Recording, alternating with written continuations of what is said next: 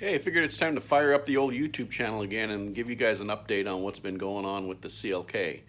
So if you haven't heard in a while, here is an update. As you can see, I've got the car blown apart, the engine's out of it. This is the engine that was in it last year during Rocky Mountain Race Week. I hurt the engine, I hurt a piston on the Kearney, Nebraska leg of Rocky Mountain Race Week when my fuel feed line was kinked and the car went lean, popped and died mid-track, and broke some ring lands on one of the pistons. I didn't know it at the time because the car still ran and drove fine. We finished race week.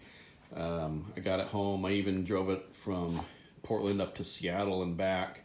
Did a roll race event up there, but it just started smoking really bad, and it kept getting down on power. It kept losing mile an hour every time I would go down the track. So I pulled it out and took it apart and found one of the pistons had a broken ring land.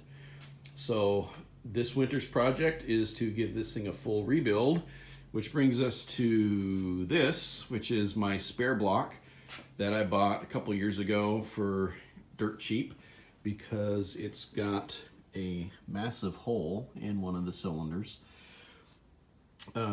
This is a compressor block out of an E55, and if you don't know, one way to quickly tell if you're dealing with a normally aspirated block or a compressor block out of an AMG car is to look at these cross bolts for the main caps. If it's a normally aspirated car, it will not have cross bolts on the number 1 and number 5 mains. The NA cars only have cross bolts on the middle 3. So I know just by quickly looking at it that this came out of a compressor car. And then running the numbers, I confirmed it was from an E55. And what I'm doing right now before I send it off to have some Darton sleeves put in it is I was just test fitting the timing cover from the other engine onto this block to make sure I don't have a step here. And I'm always impressed by the tolerances that modern machining can do, because this is dead nuts on, and this is not even the block that this timing cover came off of. So I'll be in good shape there. I'm sending this block down to Race Engine Development in California, and they're going to put a set of Darton sleeves in it. And the reason I decided to go with the Darton is because they have the modular integrated deck. Since this is an open deck block, the top, and this is all aluminum, there's no iron liners in here at all. The tops of these are just not rigid enough, and so the Darton sleeves, basically each cylinder just gets machined away, and the whole new sleeve gets pressed down in there, and then it's got it's fit to the outside of the block as well, so it'll be not quite a closed deck, but better than this open deck. So that's what I'm doing. And then on the bottom side here, I was just test fitting my oil pump, because I put ARP main studs in this, and they don't make a kit, so I measured and had them send me the bolts that fit, or the studs that fit.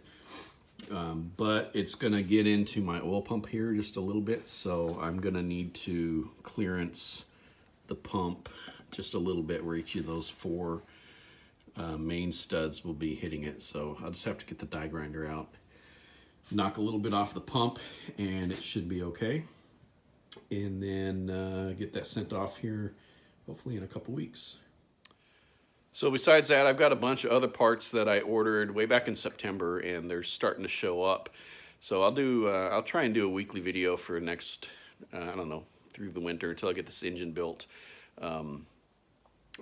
Show you my nice shiny parts when they come in. It'll mostly just be show and tell for a little while, because I won't be assembling until I get everything that I need to put the block together. But I've got some fun stuff coming in, so I'll try and post a video every Sunday for a while, so you guys can see what's going on with the bends, and hopefully get it back on the road and get it tuned up before Rocky Mountain Race Week in 2022, which is at the end of June.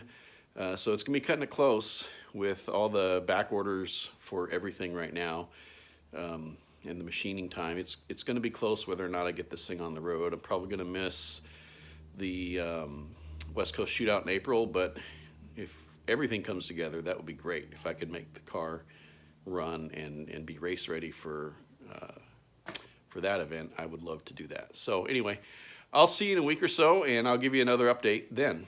Take care.